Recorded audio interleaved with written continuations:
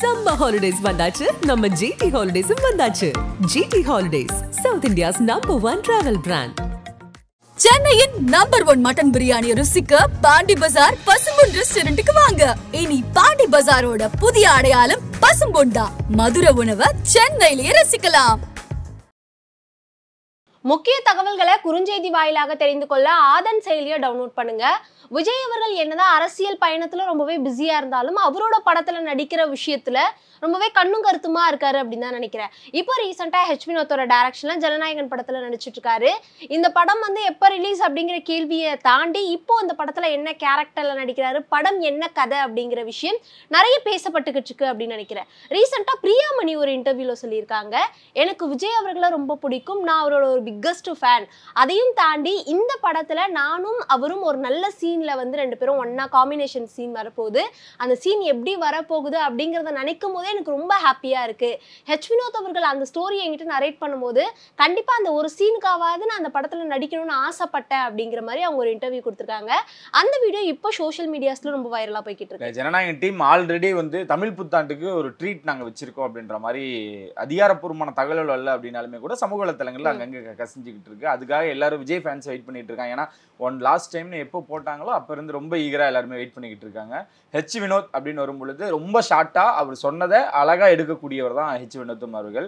இதுல நிறைய கட்சி சார்ந்த விஷயங்கள் இருக்கா, இது விஜயோட அரசியலுக்கு மிகப்பெரிய ஒரு பங்கை வகிக்க போகுது அப்படின்னு வரும் பொழுது நிறைய பார்வை இருந்துகிட்டு தான் இருக்கு. என்ன சொல்ல போறாரு, யாரை தாக்க போறாரு, ஸ்டேட்டா சென்ட்ரலா என்ன வசனம் இருக்க போகுது, மெர்சல் மரியா கத்தி மரியான்னு நிறைய ஒப்பீடும் நிறைய வந்துகிட்டு இருக்கு. இது எதுவுமே இல்லைங்க. படம் 100% அப்படின்னா அதுல 50% ஹெச் வினோத்தோட படமாகவும் மீதி 50% விஜய்க்குன்னு ஒரு கமர்ஷியல் இருக்கும்ல, அதை கலந்த படமாகவும் தான் இருந்துகிட்டு இருக்கான். அரசியல் சார்ந்த விஷயங்கள் இருக்கும். அது எப்படின்னா இந்த வாழைப்பழத்துல ஊசி குத்துற மாதிரி கொஞ்சம் கொஞ்சம் அங்கங்க அதோட பேட்ச் ஒர்க் மாதிரி அரசியல் இருந்தாலுமே கூட முழுக்க விஜய் ஃபேன்ஸுக்கு கடைசி ட்ரீட்டா இது இருக்க போகுது. இனி எப்படி இருக்க போகுது அப்படின்றது யாருக்கு தெரியல அப்படின்னாலும் இந்த படம் அவங்களுக்கு மிகப்பெரிய ட்ரீட்டா அமைய போகுது அப்படின்றதுல அவங்க ரொம்ப தெளிவா இருக்காங்க. ஸோ இந்த படம் தமிழ் புத்தாண்டுக்கு ஒரு அப்டேட் தரமான ஒரு அப்டேட் வரப்போகுது. மேபி ஃபர்ஸ்ட் சிங்கிளாக கூட இருக்கலாம்.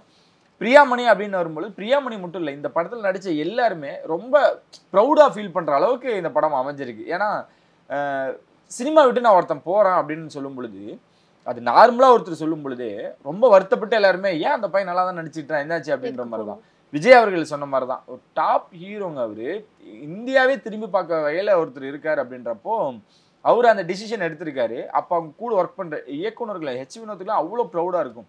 இவரோட கடைசி படத்தை நான் டைரக்ட் பண்ணுறேன்னா ஏன் இந்த மனுஷன் இந்த முடிவு எடுத்துட்டாரு. ஏன்னா அந்த ஃப்ரேமில் அவங்க விஜயை பார்க்கும் பொழுதே அது அவங்க போது இத்தனை வருஷமாக அவங்க சினிமாவில் இன்னும் நிறையா பண்ணணுன்னு இருக்கலாம், பண்ணியிருக்கலாம், எல்லா விஷயங்களும் இருந்தாலும் விஜயை ஒரு ஃப்ரேம் வச்சு நம்ம அவரை டைரக்ட் பண்ணிட்டோம் அப்படின்றதா இருக்கட்டும், விஜயோட ஒரு பாட்டுக்கு நம்ம ஆடிட்டோம், விஜயோட ஒரு ஸ்க்ரீனில் நம்ம அந்த ஸ்பேஸை நம்ம ஷேர் பண்ணிட்டோம், இது போதும் எல்லாத்துக்குமே ஒரு லைஃப் டைம் செட்டில்மெண்ட்டாக அமையும் அப்படின்றது அவர் திரைப்படத்தில் நடித்தாலே முடிஞ்சிடும். ஆனால் திரைப்படத்தை விட்டு போகிறாரு. அப்போ அந்த கடைசி படத்தில் இருக்கவங்களாம் அதில் ஒர்க் பண்ணக்கூடிய எல்லாருமே நடித்த கடைசியாக ஒரு அட்மாஸ்பியர் ஆர்டிஸ்ட் முதற்கொண்டு ஜூனியர் ஆர்டிஸ்ட் முதற்கொண்டு எல்லாருக்கும் அவ்வளோ சந்தோஷமாக இருக்கும். ஓகே விஜய் நான் பார்த்துட்டோம், அவரோட கடைசி படத்தில் நம்மளோட பங்கு இருக்குன்னு. ஸோ விஜய்க்கும் ரொம்ப எமோஷன், அது அவர் காட்டிக்கல, ஆனால் இருந்தாலும் அவளோட கனெக்ட் இருக்குது. இன்னும் சொல்லணும்னா அந்த கடைசி நாள் ஷூட் அப்பெல்லாம் அது அது என்ன நடக்க போகுது அப்படின்றத அந்த நாளுக்காக தான் எல்லாரும் வெயிட் பண்ணிக்கிட்டு இருக்காங்க. ப்ரொடக்ஷன் சைட்லேருந்து எந்த ஒரு சிக்கனமும் இல்லை. என்ன வேணும் என்ன வேணால் எடுத்துக்கங்க. ஏன்னா விஜய் அவர்கள் அப்படின்னு வரும்பொழுது நீங்கள் என்ன வேணால் எடுத்துக்கங்க. படம் இப்பயே அவங்களுக்கு கிட்டத்தட்ட ஒரு நல்ல பிஸ்னஸ் போகக்கூடிய வகையில் தான் அமைஞ்சிக்கிட்டு இருக்கு. ஓடிடின்னு வருவீங்க, மறுபடியும் ஓடிடிலையும் நல்ல ஒரு அமௌண்ட் தான் பேசப்பட்டுக்கிட்டு இருக்கு. அஃபிஷியல் அனௌன்ஸ்மெண்ட் வரல. ஸோ பிரியாமணி சொன்ன மாதிரி அதில் நடித்த எல்லாருமே அவ்வளோ ப்ரௌடாக ஃபீல் பண்ணுறாங்க. விஜய்கிட்ட அவர்கிட்ட இப்போ அவர் பார்த்து வியந்ததெல்லாம் போய் சார் இன்னும் கொஞ்சம் நடிக்கலாமே அப்படின்னு எல்லாரும் ரெக்வஸ்ட் பண்ணுற வகையில் அமைஞ்சிருக்கு அப்படின்னு தான் சொல்லணும். ஸோ ஜனநாயகன் தமிழ் புத்தாண்டுக்கு ஒரு தரமான அப்டேட்டோட வரப்போகுது. கண்டிப்பா குட் பேட் அக்லி கூடிய சீக்கிரம் தியேட்டர்ஸ்ல நம்ம பார்க்க போறோம். இந்த படத்தை பத்தி ஏதாவது ஒரு மூலையில இருந்து ஏதாவது ஒரு அப்டேட் வந்துருமான்ட்டு அஜித் சாரோட ஃபேன்ஸ் எல்லாம் வெயிட் பண்ணிக்கிட்டு தான் இருக்காங்க.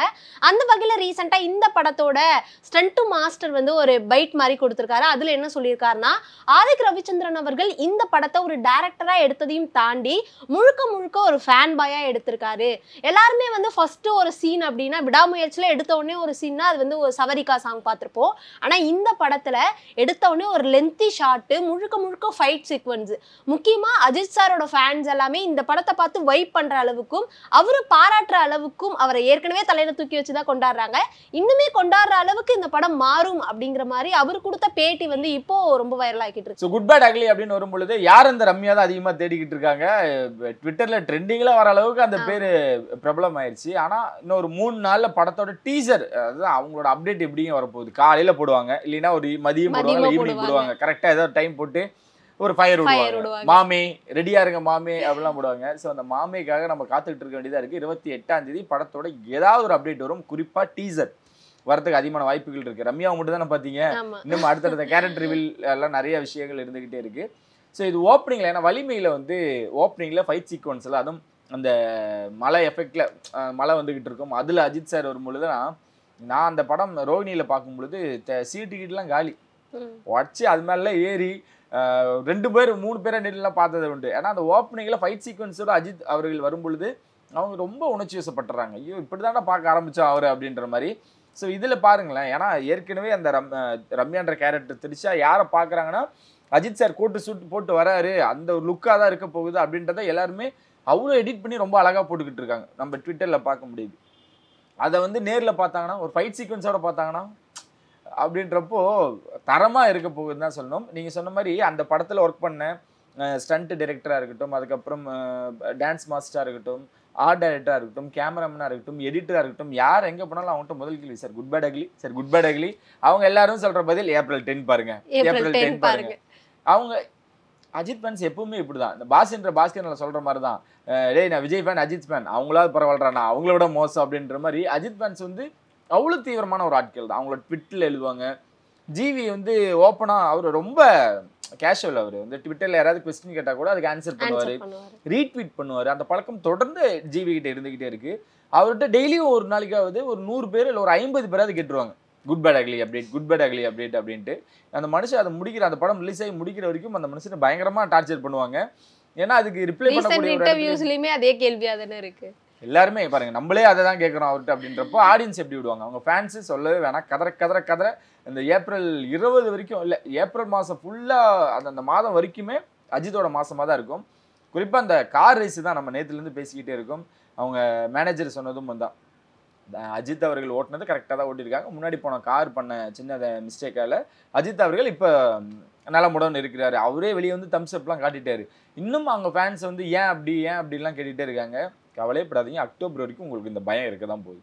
ஏன்னா அவர் என்ன பண்ண போறாரு, ஏது பண்ண, அவர் ரொம்ப ஸ்ட்ராங்கா இருக்காரு. பட் அவங்களோட ஃபேன்ஸ் ஒவ்வொரு இன்சிடென்ட்டும் இப்படி பார்க்கும் பொழுது அவங்க ரொம்ப மனம் உடைஞ்சிடறாங்க. அதுதான் இங்க குட் பேட் அக்லி ஒரு பக்கம் செலிப்ரேஷனா இருந்தாலும் இது அவங்களுக்கு ஒரு பக்கம் வருத்தமா இருந்துகிட்டே இருக்கு. கண்டிப்பா டிராகன் படம் ரிலீஸ் ஆன ஒரு 3 நாள்லயே கிட்டத்தட்ட 50 கோடியே 22 லட்சத்தை கலெக்ட் பண்ணிருக்கு அப்படிங்கிற ஒரு அஃபிஷியல் போஸ்டர்.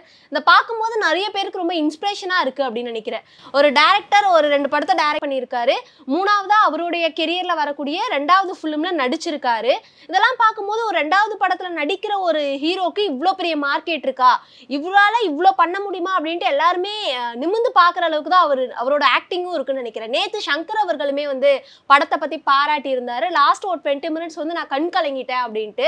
ஸோ இந்த படத்தோட வெற்றியை வந்து ஏஜஸ் எப்படி எடுத்துக்கும் அப்படிங்கிறதையும் தாண்டி படம் பார்க்குற ஒவ்வொருத்தவங்களுமே நம்மளோட ரியல் லைஃப்லயும் இந்த மாதிரி ஒரு ஸ்டோரி இருக்கு அப்படின்னு நிறைய பேர் கனெக்ட் பண்ணிக்கிறாங்கன்னு நினைக்கிறேன். டிராகனோட சக்சஸ் யாருக்கு சந்தோஷமோ இல்லையோ, யாருக்கு வருத்தமோ இல்லையோ, அஜித் ஃபேன்ஸ் கொஞ்சம் வருத்தத்தை ஏற்படுத்திருக்கு சமீபத்தில். ஏன்னா நம்ம இது சொல்லிதான் ஆகணும். அவங்க வந்து 3 நாள்ல 50 கோடி போடுறாங்க. அது எவ்வளவு பெரிய ஹிட்டு. ஒரு பிரதீப் ரங்கநாதன் ஒரு பையனை வச்சு ஒரு இயக்கி இவர்கிட்ட அந்த ஸ்டஃப் இருக்கு, நம்ம காசு போடலாம் அப்படின்னு ஒரு நிறுவனம் காசு போடுது. ஒரு இயக்குனர் வந்து இவரை வச்சு என்னால பண்ண முடியும் அப்படின்ட்டு அவர் இயக்குறாரு. அந்த அந்த அந்த அந்த மனுஷன் மேல அவ்வளவு ஸ்ட்ராங்கான ஒரு பெரிய ஒரு ஃபேன் ஃபாலோவர்ஸ் கிரியேட் ஆயிட்டாங்க. ஸோ அந்த படமே 3 நாள் கலெக்ஷன் 50 கோடின்னு ஏஜிஎஸ் நிறுவனம் அதிகாரப்பூர்வமா அறிவிக்குது. அப்ப ஏன் நீங்க லைக்கா நீங்க ஏன் அமைதியா இருக்கீங்க? லைக்கா என்ன பண்ணீங்க?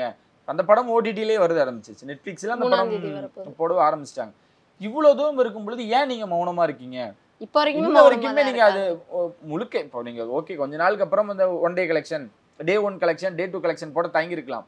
ஓவரால் கலெக்ஷனாவது போடலாம்ல அப்படின்ட்டு இந்த சக்சஸ் அஜித் ஃபேன்ஸை கொஞ்சம் நெருடலை ஏற்படுத்திருக்குது அப்படின்னு தான் சொல்லணும். ஆனா இதுதான் உண்மையான வெற்றி. ஏன்னா டிராகன் படம் ரிலீஸுக்கு முன்னாடி லாபம், இப்போ 50 கோடி அப்படின்றப்ப அவங்களுக்கு எக்ஸ்ட்ரா ப்ராஃபிட்ன்றது மறுபடியும் நம்ம பார்க்க முடியுது.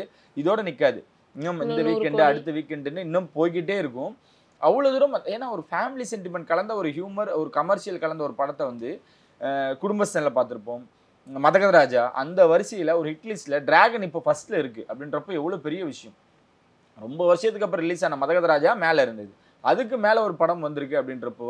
ஆனால் லைக்கால வந்த படம் விடாமுயற்சி இவங்களுக்குலாம் கீழே இருக்குன்றப்போ ஒரு வருத்தத்தை ஏற்படுத்துது. அவங்க இப்பயாவது அந்த ஓவரால் கலெக்ஷனை ரிலீஸ் பண்ண மட்டும்தான் அவங்களுக்கு கொஞ்சம் ரிலாக்ஸ் ஆகும். ஸோ இது வந்து ஒரு ஹானஸ்டான வெற்றி. இதுக்கு நிகராக எதிர்பார்க்கப்பட்ட நீக் 2வது இடத்துலையும் டிராகன் முதல் இடத்துலையும் இருக்கிறதா இது வரைக்கும் வந்து அதிகாரப்பூர்வ தகவல்.